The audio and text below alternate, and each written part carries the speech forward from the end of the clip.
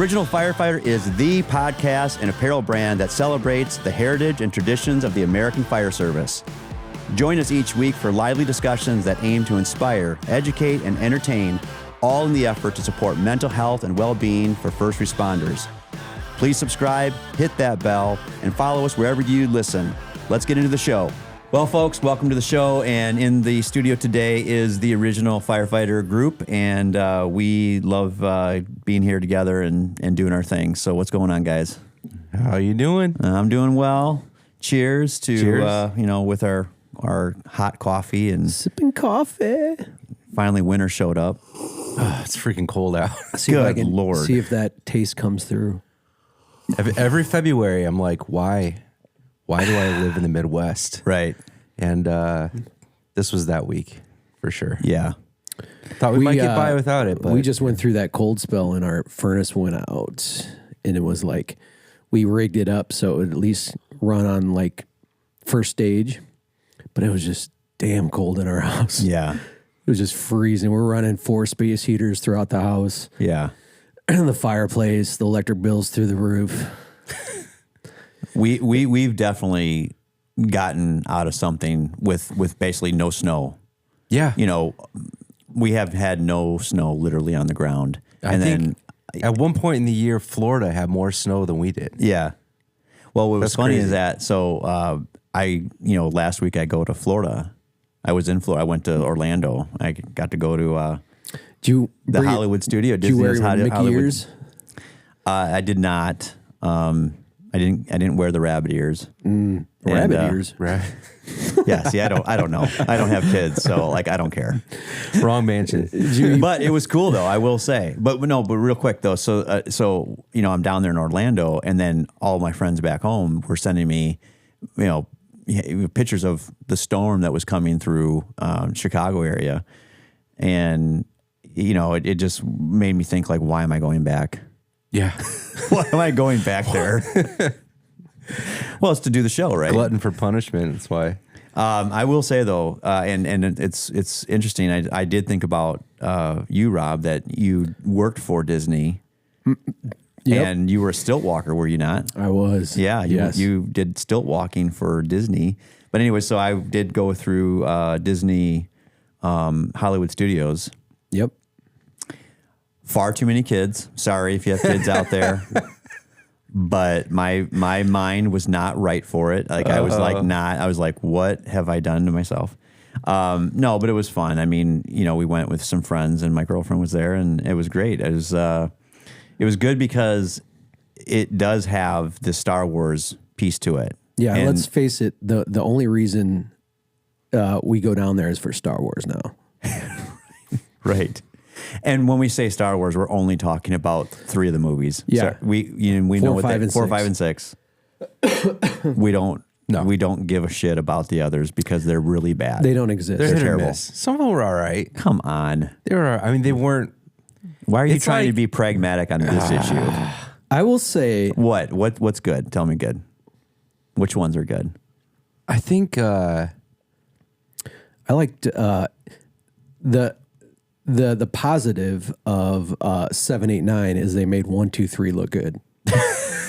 Yeah, 1, 2, 3 were awful. Those I could have never. I mean, okay. So if you're going to argue, The Force would you say- Awakens, I think, was all right. Oh, come on. It was literally shot for shot. They just basically redid episode 4. Yeah, but you got to think 100%. about. I agree. But I'm raising 3 boys, and they're like, Where's Luke Skywalker? no, they're like animation critics, and so the old stuff is very nostalgic, and it's obviously 4, 5, and 6 are the best of all of them. But there's like this Marvel level animation and action that happens in the newer ones, where I think they're like a gateway for the new generation to go back and discover and appreciate 4, 5, 6. So We talked a little bit about this. There are some of them that I'm okay with. And We some talked of a them little bit just about need to this be on the buried. on the Christmas episode, actually. Yeah, we did. But obviously, because I just got to experience the real life version, if you will. I mean, I Right, was yeah. literally standing next to the life size 2 scale Millennium Falcon. Like, that was mind blowing. I mean, I looked at it. I was like, does this thing fly? I think it can. And they got a ride down there called Rise of the Resistance, which is, visually, it's just impressive. You know, you walk in, there's all these stormtroopers and the uprising of, I don't know, the New Order, I think it is. Mm-hmm. But I mean, I'll go down this road with you that if you're going to like any of the others outside of 4, 5, and 6, I think everybody did want to see the turn of Anakin Skywalker to Darth Vader. Yeah. So I'll go with Revenge of the Sith had some pretty cool things that were going on in it. It was a lot better when I went through, like, watched it with my son. Yeah. Like, because you kind of revisit it and go, well, this is fun. You're watching it through his eyes. Right. Yeah. Sure. So and he loved 2 and 3. Yeah. So 1 was a little slow for him. And Jar Jar Binks just can't take it. Tough to listen to, that's for sure. Got a lot of things going through my head right now. I know. We'll let you fill in the blanks there. Anyway, so that's a little bit of going down the Star Wars talk. I mean, it is what, I'm sure firefighters are talking about that at the kitchen table, which is what we do. Which is what we do here at Original Firefighter. And nerds. There are some. One of actually a good friend of mine that was on the department. He's now retired as well, but I actually sent him some photos, and he's a diehard Star Wars. In fact, that's great. He's got some memorabilia signed by all the, I think he's got I believe a poster. It's like one of the original theatrical posters, the iconic Star Wars of Episode 4. And I think he was able to get every actor before they passed away to sign that poster. That's pretty cool. Yeah. And at this point, they've all passed away, right? Have they all passed away? Well, some of them mentally aren't there anymore. I was gonna say, in one way or another, they're all gone. If you're referring to Mark Hamill, they're all gone. He's lost it. I think the only one that anyone wants to still be is maybe Han Solo. Yeah, I was saying Harrison Ford still around. He's cool. He's a badass. Yeah. But anyways, you know what? Let's do a couple things on the show. Sorry, excuse me. We're going to jump into a couple different segments on this show and start out with talking about, like I said, at the Original Firefighter podcast, we talk about things that maybe are being discussed at the firehouse kitchen table. So I think there is a lot of talk out there about current political environment, as in Dodge or Doge. Doge. It's Doge, I know. They're trying to dodge Doge. They are definitely trying to dodge Doge. For sure. But so here's a couple things that are going on that I'm aware of, and I'm sure that a lot of people out there are going like, holy cow, they're going to talk about Doge. And I'm like, yeah, why not? Because, we've now been into this new presidency for just over 3 weeks, I think it is, something around there. And heads are rolling. Yeah. Things are happening fast, and I'm not saying that that's going perfectly well. I mean, because it depends on which way you want to look at it. You could look at it and say, this is exactly what he campaigned on, and he is doubling and tripling down on his promise on that. And, he's like, I want to figure out how I can drain the swamp, expose the bloat, get rid of the bloat, find all the golden toilets. Yeah. And clean house. Right. And it's making a lot of people and factions and groups freak out. Well, let's just say it that way. Leaving a wake of bodies. That's what it's doing. It is. So here's what I'm seeing right now. So, but what we got is that since Doge has been in effect, there's been Doge has canceled over 1,100 contracts. The amount of savings in those contracts, it does vary. They're claiming about $8.5 billion in savings. At the end of the day, that's still just a fraction of the actual federal government actual annual contracting spending. So $8.5 billion. When you consider that the Department of Defense has, I think, an $850 billion budget. So I get there's some immediate pushback, like, how much of effect is this actually having? They're claiming that they're going to be able to find $2 trillion to cut, which would be, $2 trillion. But what is our national debt right now? Isn't it something It's like 32, 33 trillion? What does it grow? $1 trillion every how many months? It's right. It's pretty quick. That adds up. Do we get to have a DOGE counter that shows the deficit going down? Because we have the tracker that makes it. We always are seeing the. Have you visited the website yet? No. Have I visited? No, I've just been doing some research online. I believe it's D.O.G.E.gov. Is it? I think it is. Yeah. And they've got all kinds of analytics and trackers and charts, and it's all, and it's typical Elon stuff. So it's for like, sure. Hey, this thing here it's going to be this someday, but it's not that yet. So just stay tuned, and it's cool. This is a static number, and these are going to be dynamic soon. And everybody's kind of looking at it, going like, "Where are we going? What is the actual number going to be?" And I'm excited to see it kind of start ticking up the savings and all that. I mean, well, I'm going to get to that. I'm going to ask you guys a couple questions here. So I just want to. So that was the first thing I wanted to add. To begin with, was that there was these contracts, about 1,100, that they say that they've either canceled or paused. Credit card spending. This is interesting. DOGE, so DOGE has identified nearly $40 billion, with a B, $40 billion in spending linked to government-issued credit cards in fiscal year 2024, involving around 4.6 million active accounts and 90 million transactions. I'll bet only 10% of that is baby oil. I mean,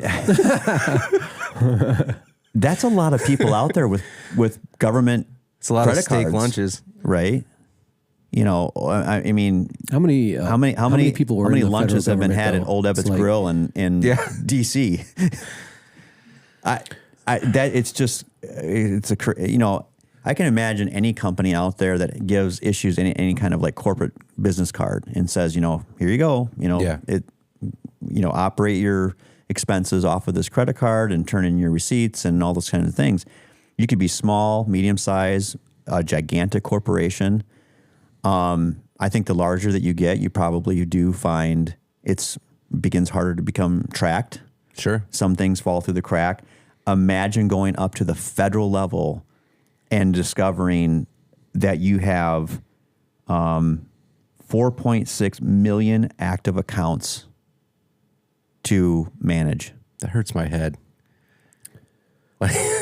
Seriously, I mean, like just being a small business owner and trying to balance your books and reconcile expenses. Well, think about what each of us does with our own personal credit card on a monthly basis. Right.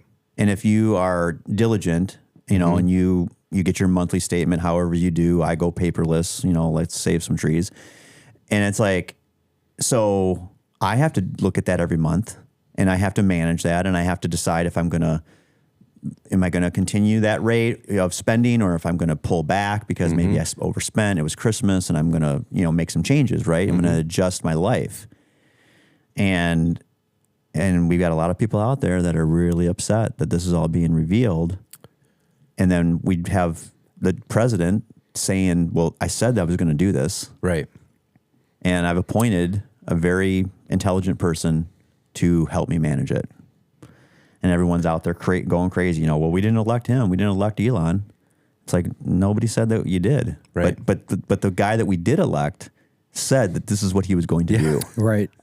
Like he didn't even mince words. Now it's happening. It was put out there. It's dramatic what's happening. It's it's a shock because they're doing something. We're so used to a president getting into office, and then it's like, what is even happening? Is anything happening besides vacation days? Or everybody's still, what is it, 75% of the 2.2 million federal workers are still working from home. But it's a shakeup. Or remote. It's a shakeup, and the ideally what should have happened is, so there wasn't this dramatic take of events, is that accountability along the way. So you're auditing, you're paying attention, you're saying, hey, we got to make sure we're spending money properly.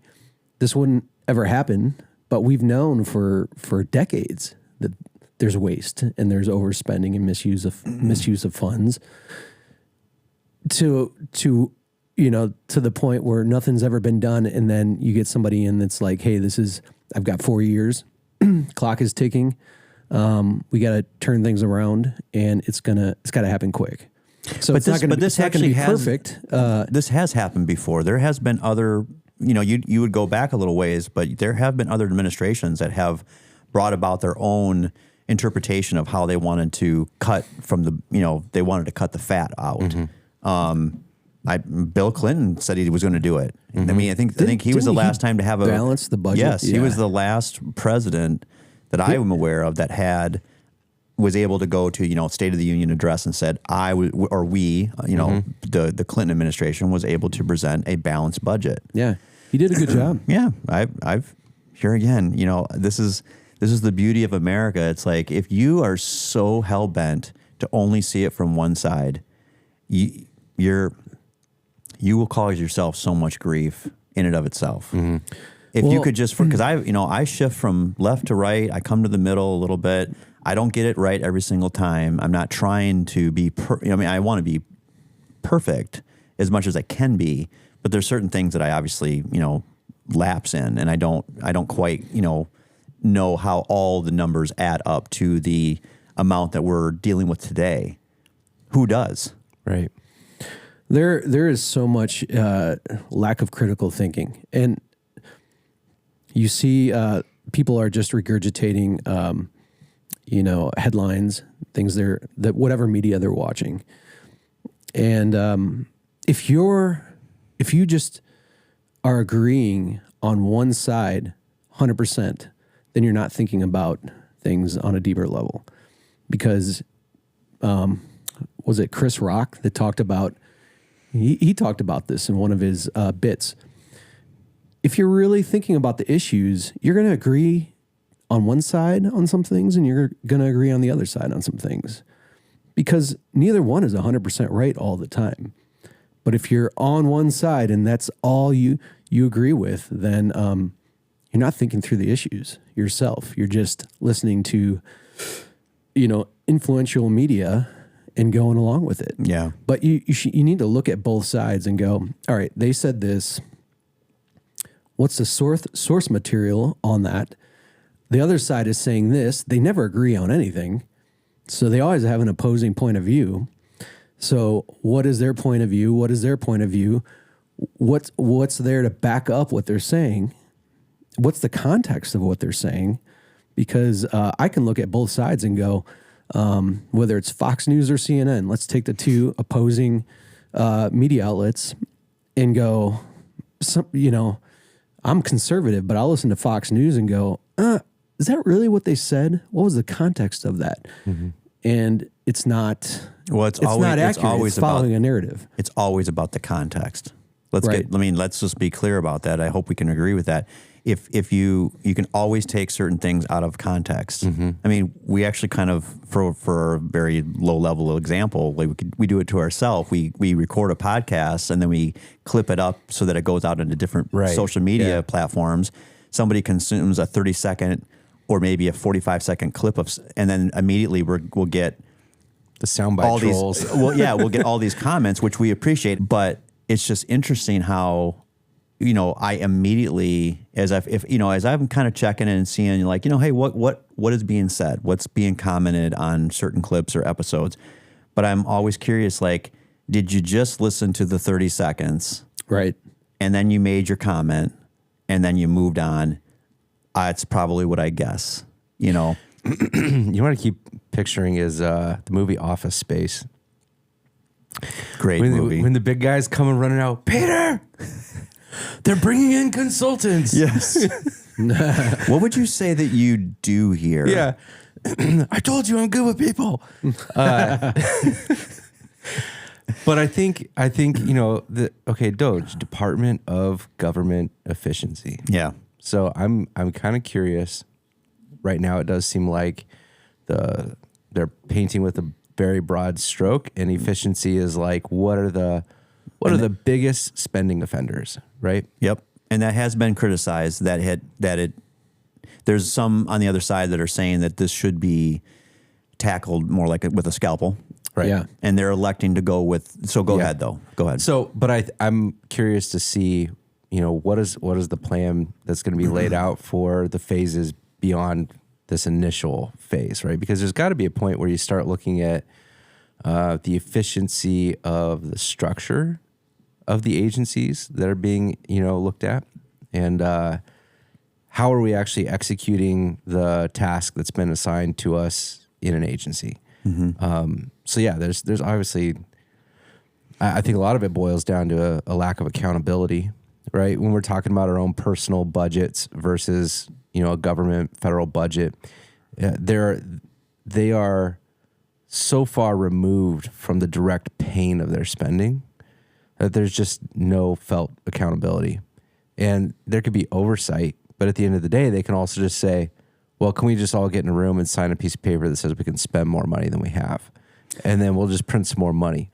Well, I think that you are, man, I feel like you're hitting at least a home run right now for what you're saying. And I'll just, so here's what you just painted a picture for me of. They have, when I say they, I'm talking about the elected political establishment that goes to D.C. every 2 years, every 4 years, every 6 years, with House of Representatives all the way to senators to presidents come and go, vice presidents, all that kind of thing. So when you take the body politic and they show up in D.C. and they write all these laws, right? And they write all these bills.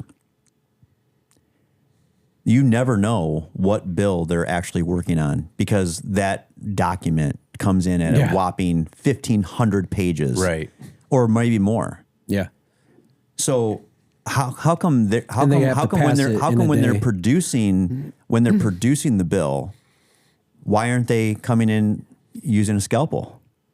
Right. Why is it not presented as if it's the very minute details so that the American public can understand it, digest it, and There's understand so much piggybacking that happens. Well, of course. And so they create these huge pork belly bills, and immediately when it's presented that way, we all think the same thing. We're like, oh, how much fat is in this thing? Yeah. And then they pass it, and then we get nowhere closer to controlling the debt. We continue to grow it and feel. I mean, this is where you end up with this sort of tyrannical fear of spiraling out of control as a society, because you're like, how does anything recover from this amount of debt? Now, to be clear, there is a portion of the debt that's interesting because actually the United States holds a lot of its own debt. Sure. So it's you can kind of continue to rob Peter to pay Paul through bonds. Yeah, well, but that's a part of it. The other part of it, though, is that there are other countries that hold our debt too, and so our feet can be held to the fire just as much as we want to say that we're going to hold their feet to the fire too. We're not living in a silo by ourselves. I think there are a lot of Americans that have experienced the pain of living in debt, right? It's stressful. You don't know how you're going to get out of it. At some point, you put together a plan. And it's like you are in enough pain and you're inconvenienced enough by that debt where you're like, we've got to turn this ship around. Yeah. Even if it's like, it's a mountain to climb to get back out of this, you start making a plan to just reverse the tide, right? So instead of going deeper and deeper, we're going to start stepping our way out of this one step at a time.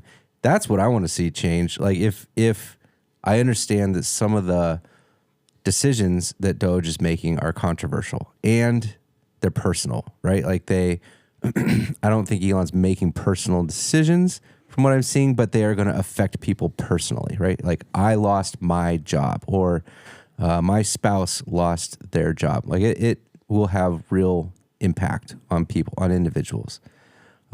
He definitely has influence, no doubt. Right. But I want to see us get to a tipping point in the next 4 years where we hit the bottom and finally start to bounce back up. And there's no other way to get there than to change the way that we're spending.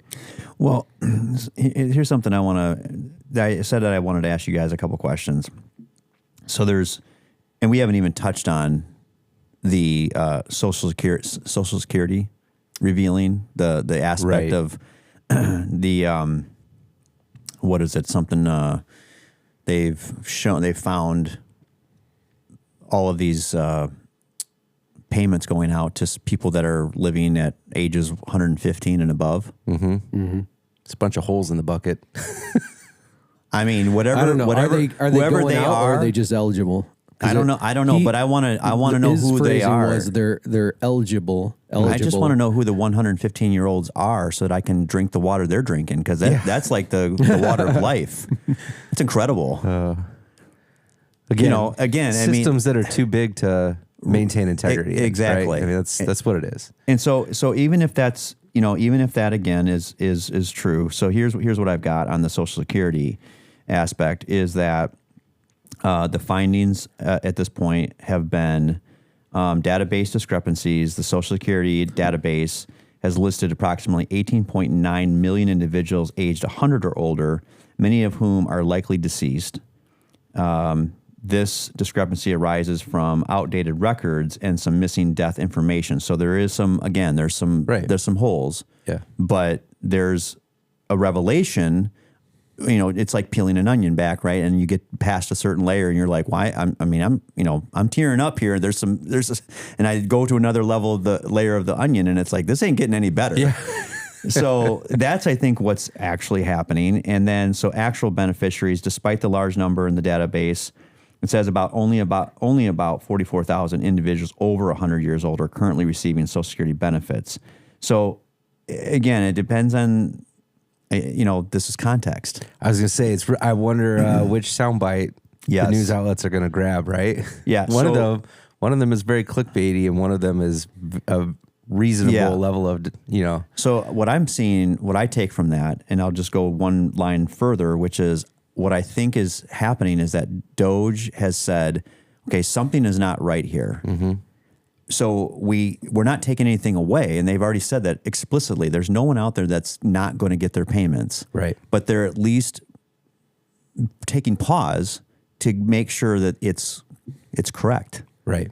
And I'm trying to go like, well, wouldn't every single industry, private industry, business owner, private household, wouldn't we all do that if we were like, wait, whoa, what is this thing that's happening over here? And I'm just not understanding how this adds up. You're right, but like you said before, it is all inherent in the level of complexity of the system. So data integrity is a real thing, and the bigger your company gets, the more you struggle with having good data in your database. Yeah. Like, there's a reason that companies will go through and do purges of old information because audits. Yeah, audits and purges, right? I mean, that's what this is. Yeah. Yeah. Banks have to do audits to ensure that their own employees are not skimming from the cash drawer. They literally have to do that in compliance. People are going to look at this through their own lens. And, as a business owner, my whole career, I'm going to look at it differently than someone who's lived their whole career in the public sector. Yeah. You think about different things. But I know how we're held accountable as business owners. And in fact, I think during the Biden administration, they were hiring IRS agents to look at, your Venmo. Can we tax your Venmo? I shoveled my neighbor's driveway. He gave me $20. Can we tax that? Instead of you were going to get taxed on guitars that you were selling. Yeah. Which I pay tax on when I bought it. Yeah. And then I got to pay tax when I sell it. And they got lemonade stands. Somebody else has to pay tax when they buy. Elon Musk, he literally just said that. He's like, you get taxed when you buy it. Yep. You get taxed as you own it, and then you get taxed when you sell it. Yeah. Yeah. I'm trying to have a little bit of a higher level conversation. Firefighters especially, like, we get accused of being like knuckle draggers, kind of, blue collar, maybe not so well educated kind of people. And I'm sorry, I've been in the fire service long enough to know that is actually how some people, kind of view it. I don't view it that way. I know that we're highly skilled people these days. We have to be. Yeah. You can't even step onto a fire truck without having hundreds of hours of some sort of basic level training in most cases. Again, I don't speak for every department out there and how they operate. I'm just saying that in order to have, you talked about critical thinking. Yeah. Like, if you want to understand where we are at as a society in America, living in the global theater of planet Earth, and where do we sit today? I mean, we talked about this earlier, that many Americans we look at ourselves as being the greatest nation on earth still today, despite of all the issues and problems and infighting that we have going on. America, right?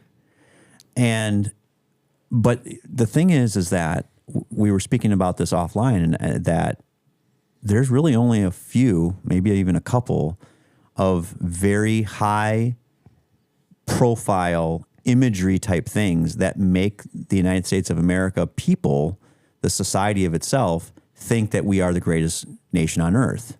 And they're not necessarily all from good things. right? One of them would be the construction and use of an atomic bomb. And the other would be, most cases, and, I'm always ready for the push, did we really go to the moon?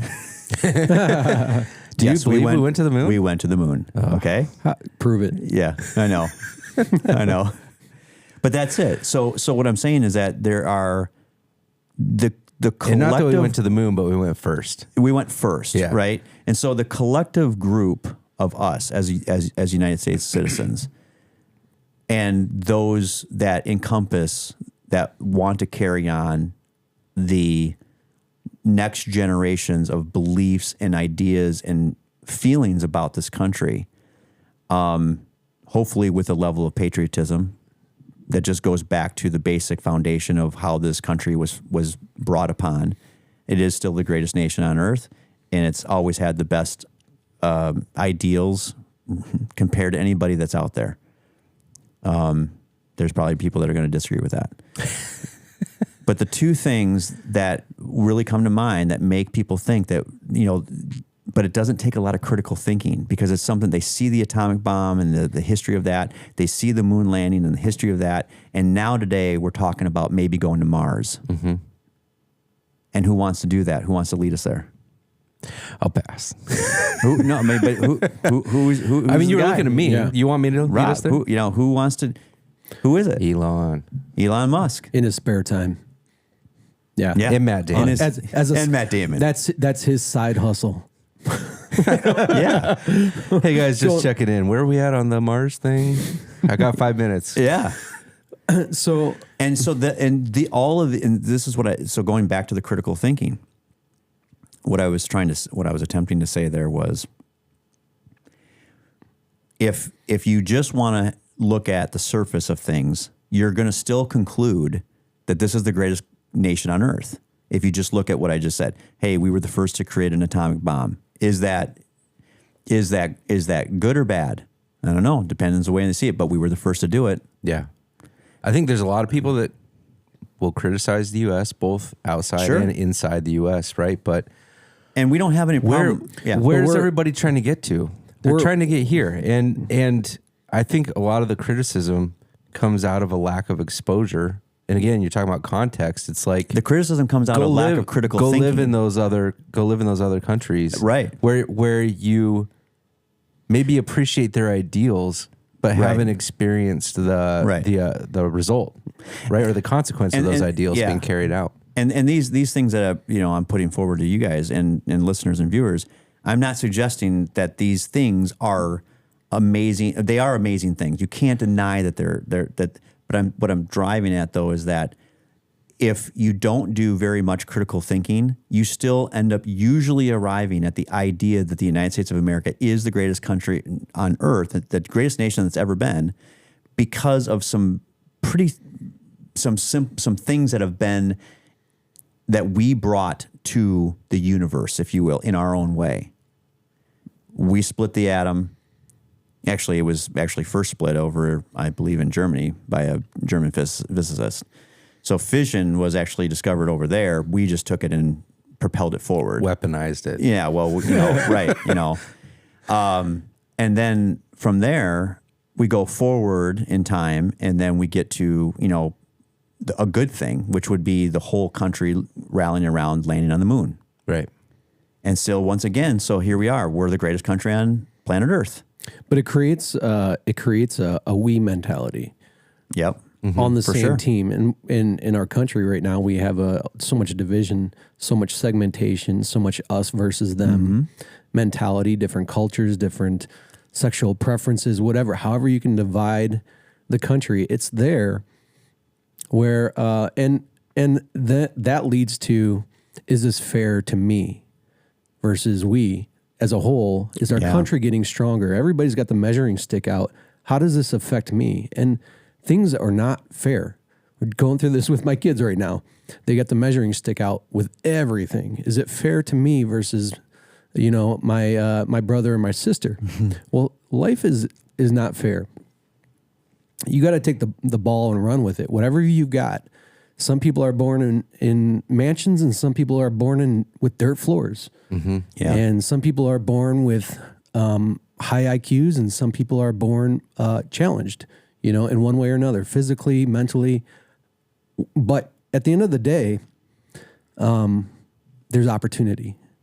For most people, there's opportunity, and you have to take the card you're dealt and roll with it. When they were canceling student debt, I'm like, I just paid off my student debt. Is that fair? Well, it's not fair. But you got to pull it back and go, all right, if it's not fair to me, I can go along with it if it's going to make our country better somehow.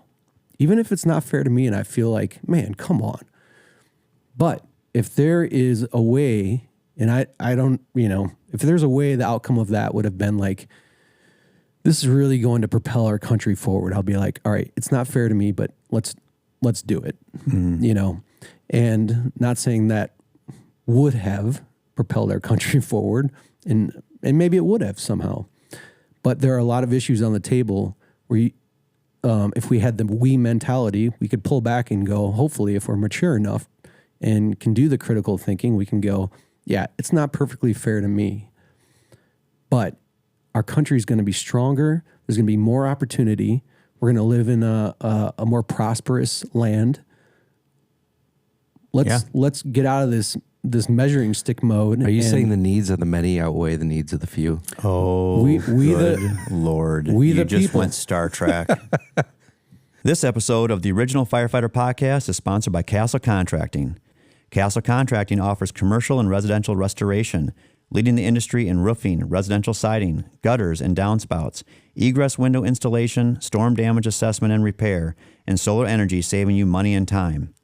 If you want to be treated like royalty, contact Castle Contracting to schedule a free inspection. Call them at 877-512-4207 or go online and visit castleexteriors.net. That's 877-512-4207 or go online and visit castleexteriors.net. Serving Illinois, Wisconsin, and Kentucky, Castle Contracting has you covered. Your home is your castle. Call Castle Contracting today. You just did it. We started with Star Wars, and now you went to Star Trek. I'm sorry. That was a step backwards. Go ahead. Yeah, that's out of my expertise. I can't even relate to Star Trek. I can actually speak Trek myself. This will be a shout out to my mom. She loves Star Trek. She literally loves it. She, I think, had it, William Shatner and Leonard Nimoy, and here again we're talking about the original stuff, not the bullshit that came after. Totally. Jean-Luc Picard. Fuck off. But anyways, go ahead. And my suspicion is that that division is manufactured. It's in there. Absolutely. It is. You're right. Absolutely. People are trying to profit off of fear. They're trying to rally a base. It's the quickest and easiest way to get momentum behind you. Here's the thing. And this manufacturing thing, the word that you just used, both of you, just do this. Pick your politician that you love. Pick your Hollywood star that you love. And listen to what they say right now. Like, I don't know, go through and find your reels or your TikToks and, go through and just find your person that you just, man, I really like this person. And you look at what they are saying about any topic right now, and then go back 5 years or 10 years previous and see what they were saying about the same thing. Perfect Elizabeth Warren. she's out there yelling and screaming. She's standing next to Maxine Waters, and she's like just screaming her head off, saying that, Elon Musk wasn't elected and Doge is politically illegitimate and all that kind of thing. And then go back a few years ago where she's on a quiet set having one of those honest moments that politicians do, and they're looking right at the camera and telling you that, we got to get to the bottom of this. This is waste. We can do better. We got to do better for the people. And by we mean the Democrat Party. Yeah. And it's like, wait a minute. Again, it's context. It's manufactured. If we don't do this now, we're going to destroy ourselves. And, and then we swing way, I can't even, we've talked about this in our, I am actually a little bit nervous to bring it up, but I'm going to, is that this continued conversation about Nazism in the right, in the Republican right, and I get that they do exist. Don't get me wrong. I'll take any comment that comes my way. That kind of mentality is gross and disgusting, and it should be wiped off this planet. But you are going way out of bounds in the context of what that was like in the rising of the Third Reich in 1930. Adolf Hitler believed that his feelings came out of World War I and the way that Germany was, in his mind, was treated and how they lacked any country cohesion. Now, he went down the worst path that we could ever imagine. And again, this continued comparison, it is gross. Yeah. This continued comparison is absolutely gross. There is no way in this republic of ours that operates with a democracy is anywhere close to 1939 Germany. Sorry. Right. You're not going to take me there. There's no way. Unless you ask Pritzker. I didn't see his speech. I need to watch that. I know you guys both have. I'll give it to him. Who listed the length? Oh yeah, he was very well spoken. He's very well spoken. He listed the time it took for Hitler to dismantle. Yeah, less than 2 months. Right. But yeah, I agree. The checks and balances that exist in the United States are there for a reason. But again, what I'm sort of trying to articulate, or what I am absolutely articulating, is that who's doing that to the left? Who are we going to compare? Because they've got it so right. That the both of the sides are so out of whack. And I do actually look forward to the day when actually we're beyond Trump. I do. Yeah. Not for the reasons that I don't think that he's the right person for our time right now. I'm just saying, I think we can all be ready for the next 4 years beyond this presidency, which will happen. He is not taking over our government. Stop. Right. Don't lose your fucking mind here. And if you think that we're being blind, well, I guess that's the way we have to just take it, because that's not the case. It's not going to happen. Trump will leave office and we will go on to the next thing, just as the pendulum continues to swing the way that it does in our capitalist society. I make no mistake. I mean, Trump is bombastic. Oh, sure. For sure. 100%. But in his mind, he is wanting to leave his legacy as going down as one of the most impactful presidents of all time that got the country back on track. Well, 77.3 million people said that that's what they wanted. Whether you agree with what that looks like, that's a different story. Mm-hmm. But in his mind, he's not going, hey, I'm gonna take over as ruler and king. That's. But that's the context that, for example, Illinois Governor Pritzker wants to paint, is that he is the king, that that all the governors are supposed to bend the knee to I mean, that president. was his soundbite. That was a soundbite. Yeah. That he won't. We do that, not have kings in the United States, Right. and I will not bend knee. No. And I think that here again, had Kamala Harris won the election, we would have been dealing with a completely different set of politics, and we would have been in the minority, and we would have been having our own critical discussion about what that means. And that goes back to your point that we need to be critical thinkers. Stop consuming the sound bites. Stop believing that if one person says it, if three people say it, if you need to verify this beyond the 10th dimension, in today's world. Unfortunately, that's the way we used to. One time in our American society, we used to get our news from Walter Cronkite. Yeah. I mean, we did Bongo Wawa. and on a black and white television. Yeah. That is not the world today. There's people that are listening to our podcast and they're gaining some information. You don't have to agree with all of it.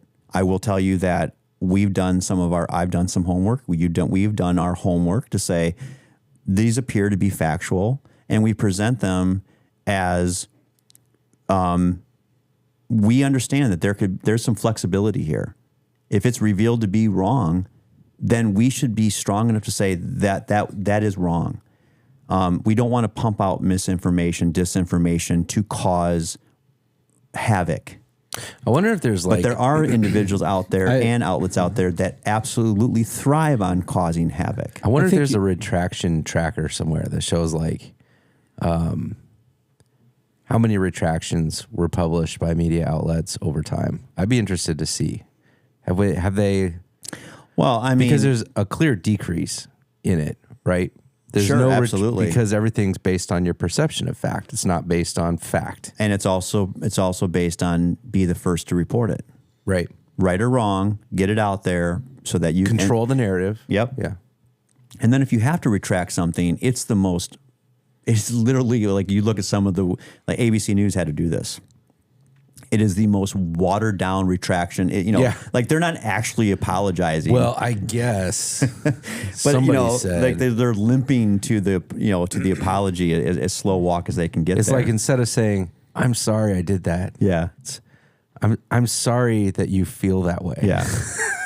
It's not an apology. So let me get to the last couple of things in this segment, which is two things. One, if enough is recovered, this is kind of a debate right now. If there's enough recovered in the unveiling of the bloat and the financial fallout of what D.O.G.E can say that we can save this, should the American people get a rebate?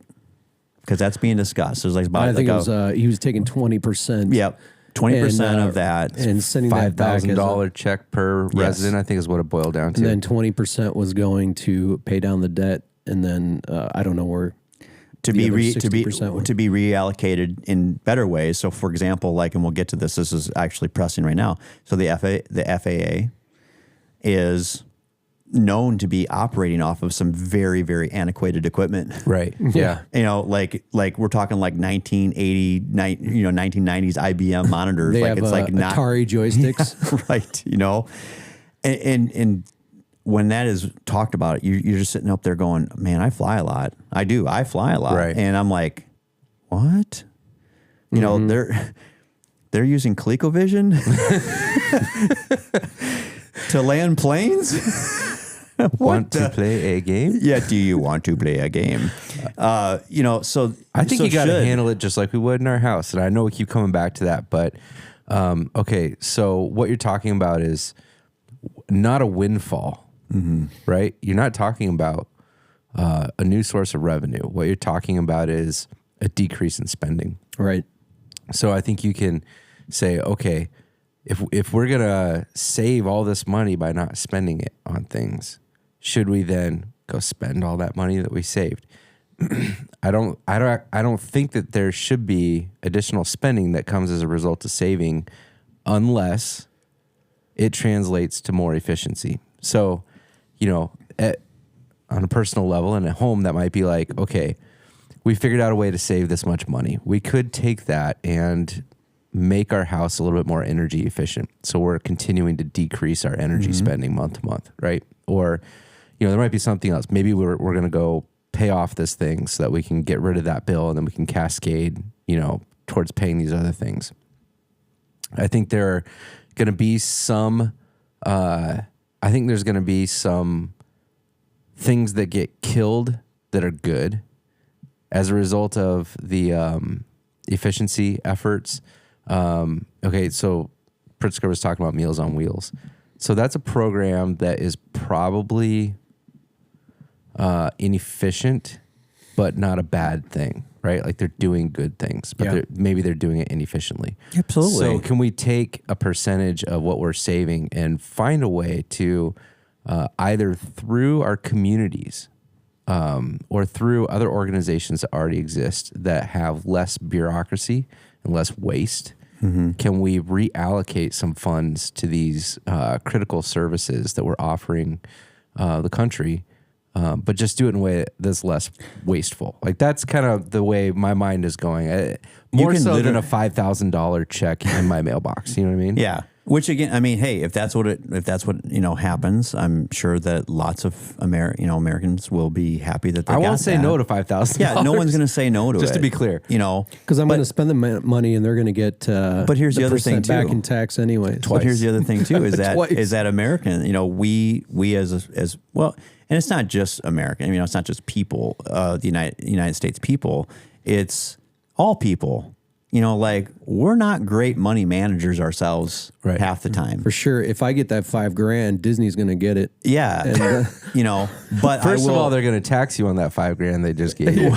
Yeah, right. Then you're going to spend taxes on whatever you buy it with it. Yeah. Yeah. So it's like, you can't sit here and think that, if you give me $5,000, I'm going to know how to spend it better. Right. Some will, some will do, many will do the right thing. And I stress for the people that are stressing about meeting their grocery bills, right, or being able to pay the car payment. Fill in the blank. Yep. I mean, we could go down all these things that every household has to take care of, every person has to take care of.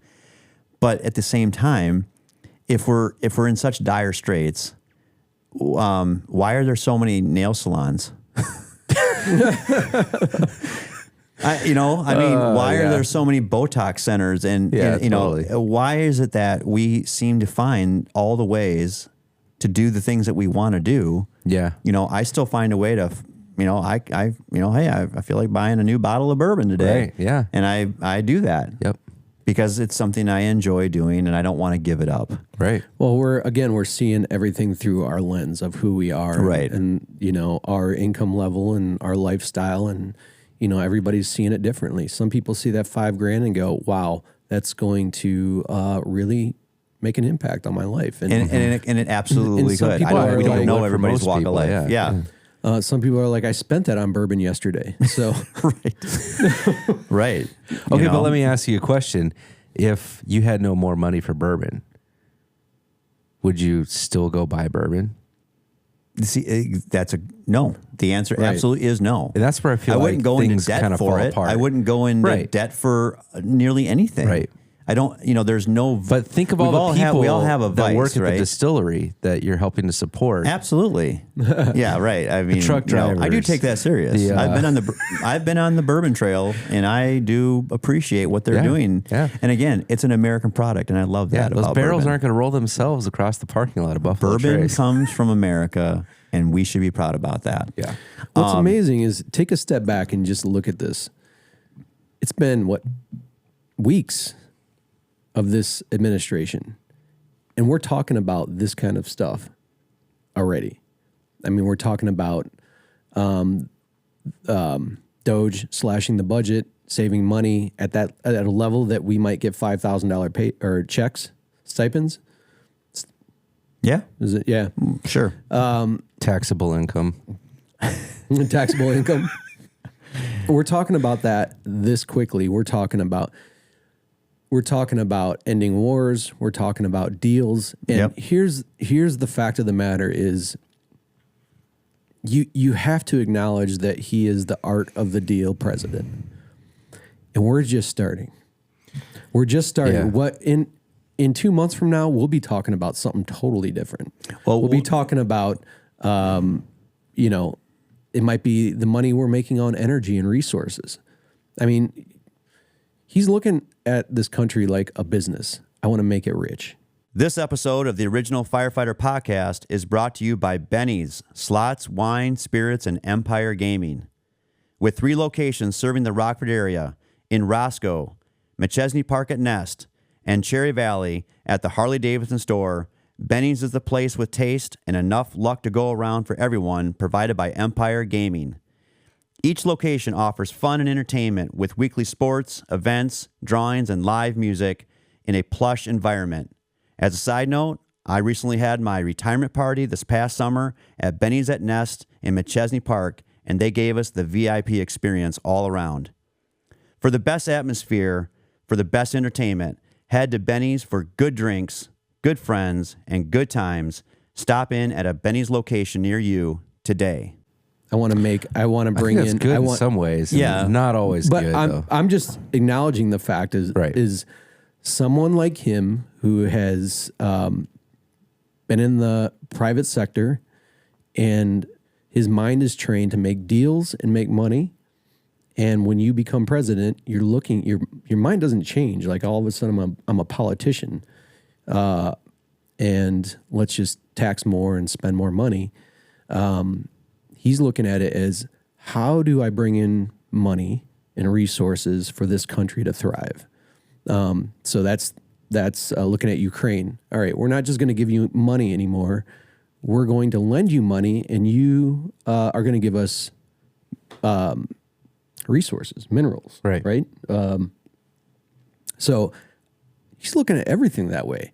Hey, we're going to help out Gaza, but we're gonna have our own little thing in Gaza. Yeah, we might have a swimming pool there. Yeah. There might be a Six Flags. Trump Tower. For sure, McDonald's and Kentucky Fried Chicken. Oh, gosh. Oh, boy. Yeah, McDonald's for sure. So he's looking at everything like through that lens of, okay, what can we do here to bring in revenue, make money? We're going to give you this, you give us that. Everything's a deal in his head. We're going to make deals. We're not just giving things away. But that's not new, and I come strong about that, but because it seems pretty new. I mean, it seems new because we've been it's new because we attach that to Donald J. Trump as the deal maker, and somehow think that's supposed to be happening over in the private sector behind closed doors in a smoky cigar room in the back corner, making deals with other private entities like, maybe, I don't know, Halliburton. When Cheney was the vice president and they were making all the deals about who was going to build up Iraq, and Halliburton got all the contracts. Seriously, I'm sure there's. So the point of it is that we want to treat it. So we want to treat it, and I say we again, elected officials, the politic group of the United States of America, where if you're so entrenched in what's happening, you want to believe that our policies and our public politics could not be nefarious. How could that possibly be? Oh, right. I elected an individual to represent me in Washington, and I would never vote for somebody that would be nefarious. No. But I'm sorry, wake up. What are we talking about? People are inherently, I believe people are inherently good. I do. That is honestly what I feel. I think that people are inherently good. But when they are offered things that is sort of on the quick take, and there's a reason that politicians stay in office for as long as they do, as long as they possibly can, because it's kind of the quick take. Yeah. Once they get there, they don't want to let it go. Because it's power, because it's there, because it's an endless stream of money coming in. I mean, taxes are taxes, and we pay them all. We all pay them. And so it's an endless stream of income. It is. It is an endless stream of money that's coming in to the money machine in D.C., and they crank it out to a bunch of things that cover a lot of aspects of our well-being and health and prosperity and protection of this country, but they take what they can take too. Oh, yeah. And they do it as often as they can because they don't know when their next term is going to be the last one. That's the fact of the matter. And Trump gets the bruising and he doesn't give a shit. He just doesn't. It's because he's doing it all in and the open. That's how he's getting elected. Because, you know, we say that we're just beginning, but we're just beginning the second term. He's already been there once for 4 years. And he had a 4-year break to think about, you know what? I liked what I did in the first one, and here's what I didn't like in the first one. So here's what I'm going to do in the second one.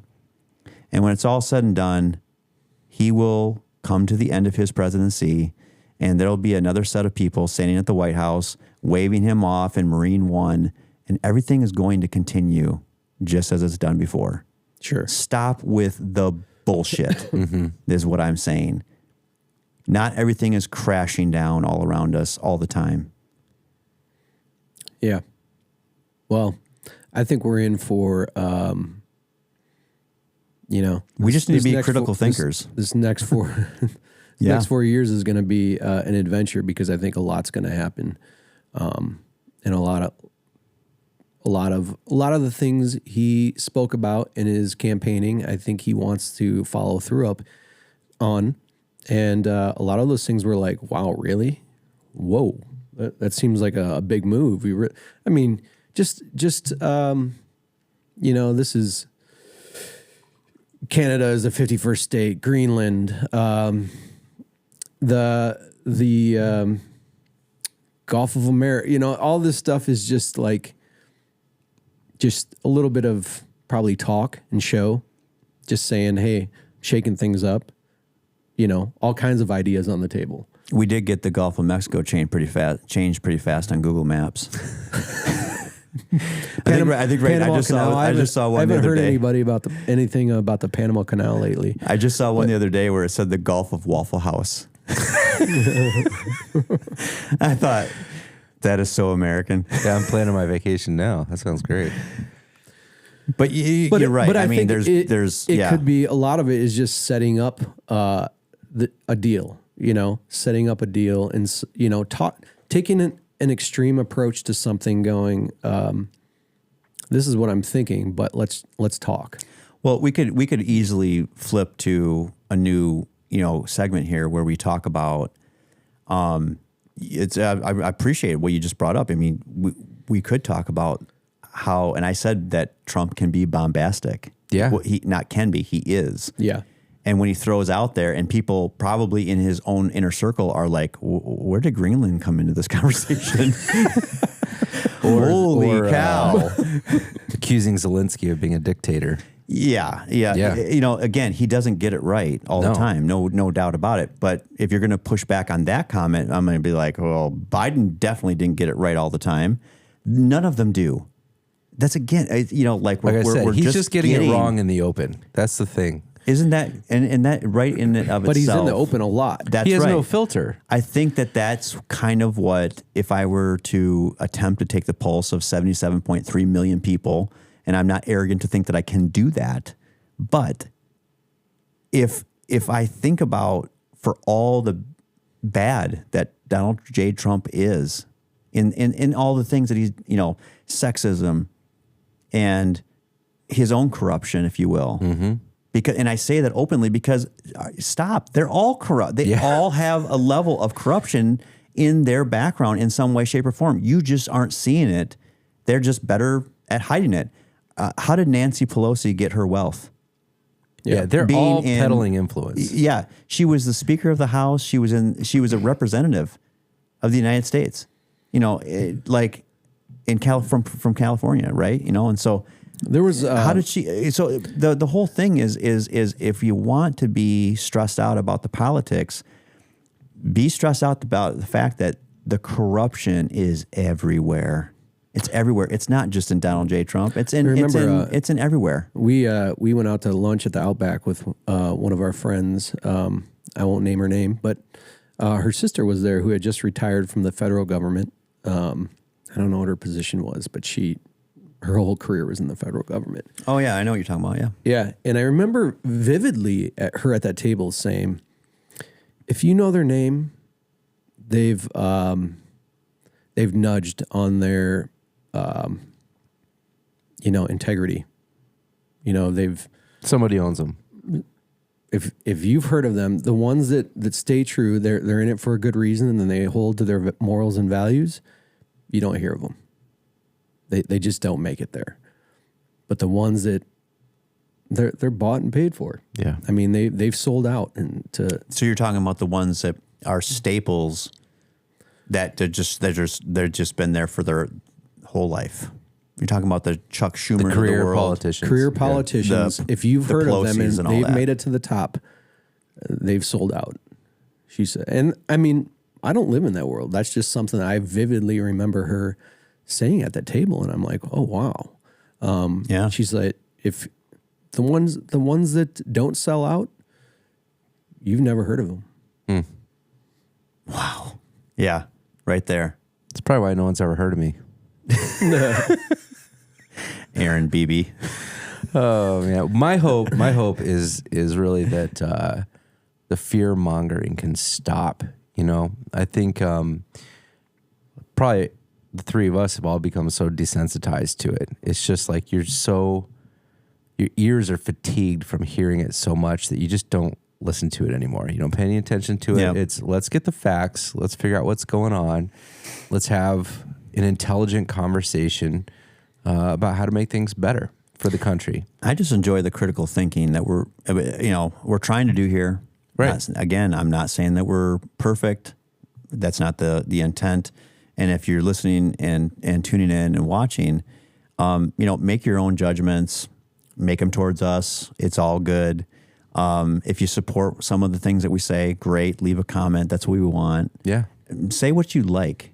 And that's the beauty of America, is that you can say what you like. We've said it on the show before, we're patriotic. We want to be about the United States of America leading the front. Yeah. We referenced things like some of the worst of America, which is maybe, you really want to go in a crazy deep dive. Let's talk about how we obtained this country. Right. Okay. Sure. Yeah, we don't have... We're not clean in our past, but we're known for ingenuity. And I think that the two things, like you referenced the atomic bomb, you referenced making it to the moon, first. And, when you think about the iPhone being created in the U.S., right. That is like a point in time that has forever changed the landscape of how we interact with each other. And that came from America. So I think ingenuity is really the legacy that we have going for us. But ingenuity doesn't always create positive things. We talked about this on another show. Trump said it at his inaugurational speech, where he's basically, if the United States can think it, we do it best. Right. That's kind of the nutshell. And so I hope for the best. We always do. One of the things I want to just quickly jump over to is that we've recently had yet again, we do highlight on this show that there's first responders on the front lines all the time. We know that. The firefighters, the police officers, the paramedics, the rescuers, and in segments before, we were talking about the LA fires a lot. Mm-hmm. Before that, we were talking about the hurricanes that were hitting North Carolina, Georgia, Florida. Mm-hmm. Okay. And now, suddenly, for whatever reason, we got aircrafts in the sky that are, having some crashes. Yeah, we've had 4 major airline incidents in North America in the short time of about a month. Yeah, what is going on? I saw it's been one, and it was like, wow, that's crazy. That hasn't happened in a long time. 15, it felt 15 that way. Years. And then it was another, and then another, yeah, and then another. And we're, obviously, we're losing some incredible people through these incidents, and it's everybody wants to point a finger. But correlation doesn't equal causation. No, we know that. No. We know that. No.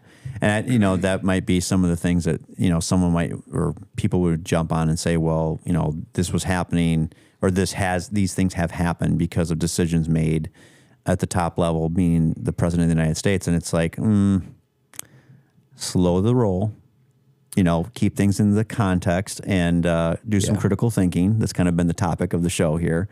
And one of the things, before we even go down that road, I just want to just bring it back to the first responders, because I cannot, you know, like I can imagine and I can hope for and pray for those firefighters and police officers and medics and the divers, especially, that had to go to the Potomac River and recover the bodies from American Airlines Flight 5342 and the collision with the Black Hawk helicopter outside of D.C.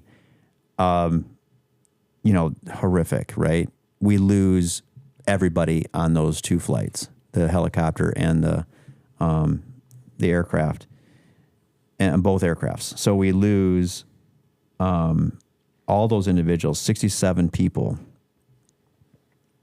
And then just a couple days ago, Delta Airlines Flight 4819 landing in Toronto does a hard landing. It's all caught on camera. Mm-hmm. Both incidents caught on video. And the Delta airline does a horrific flip. You can see fire, and everybody got out. Yeah, that's crazy. Everybody got out. That's amazing. Again, I can't even imagine the loss of the loved ones, the people, the families that have to deal with the American airline flight. Mm-hmm.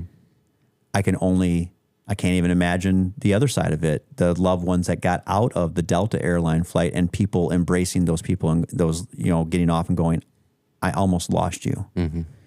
And the people and dealing with the American airline flight that,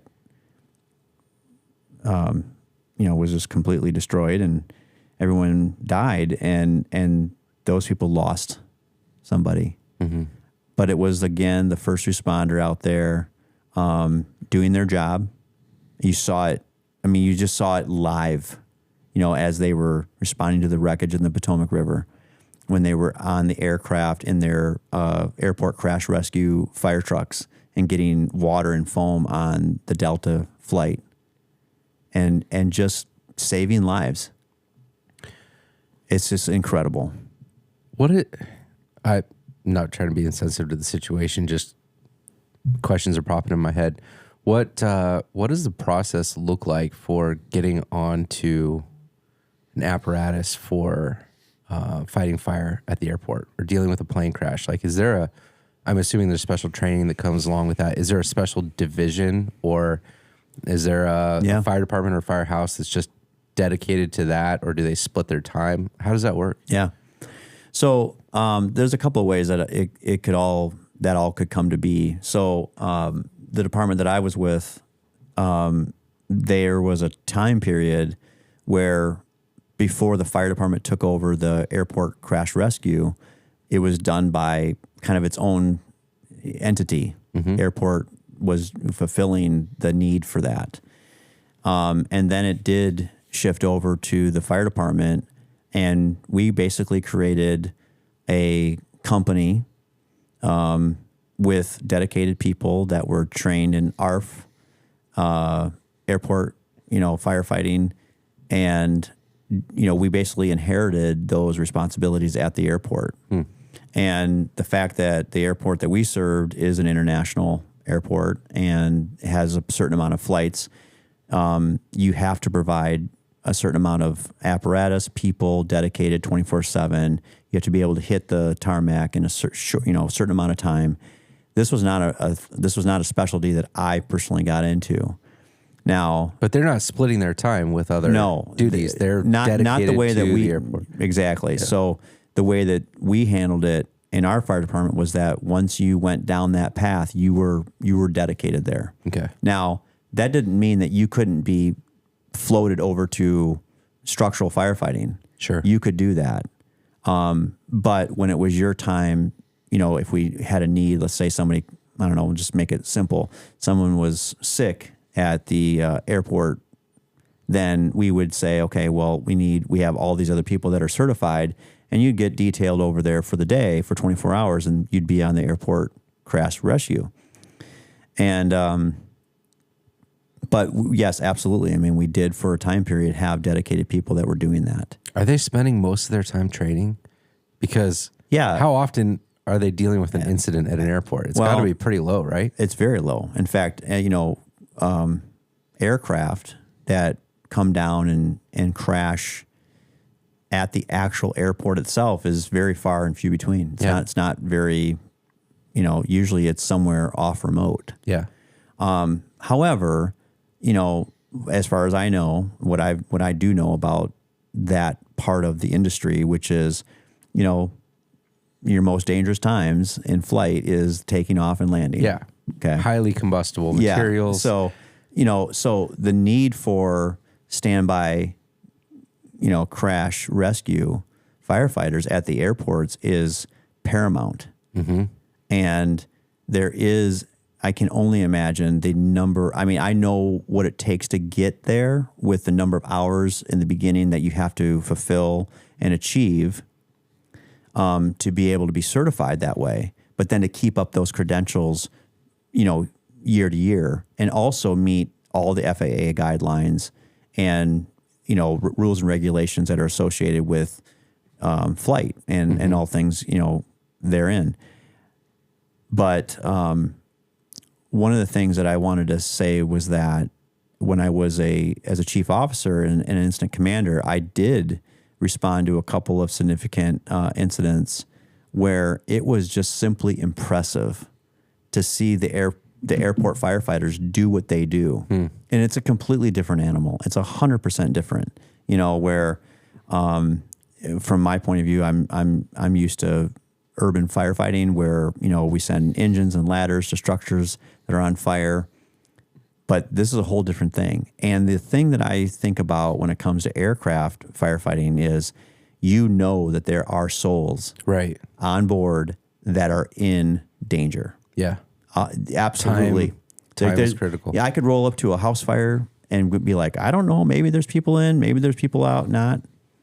But at the end of the day, we do what we do, and we hope for the best, right? If there needs to be a rescue, then we'll do it. Over on the other side with airport firefighting, there's always somebody. There's always, and it's usually multiple souls that are in danger. The thing with airport crash rescue firefighters is that when they're rolling out on the real call, and as they're training too, like they're always on the airport grounds. They can't leave. Right. FAA regulations is like you are dedicated to the airport parameters. But so when they're out there training, I mean, they're probably, they're always around flights. They're always around, aircraft that are moving, and, there's always people that are at risk. Yeah. Doesn't matter what they're doing. And so I guess, here with this particular segment, we're just basically saying that for all the things that have been happening in the arena of crashes with aircrafts, in our country and up in Canada and all that. So we're thinking about those that are specialized in things in the fire service that are really being put out there for the public to see in real time. Yeah. Yep. And if you're one of those people, comment, let us know how it's going. Yeah. Yeah. So with that, guys, another great conversation, and look forward to the next one. We really appreciate you guys listening and tuning in, and make sure to follow and like us on YouTube and any other social platform that you get your podcast. We are the Original Firefighter Podcast Show, and be safe out there.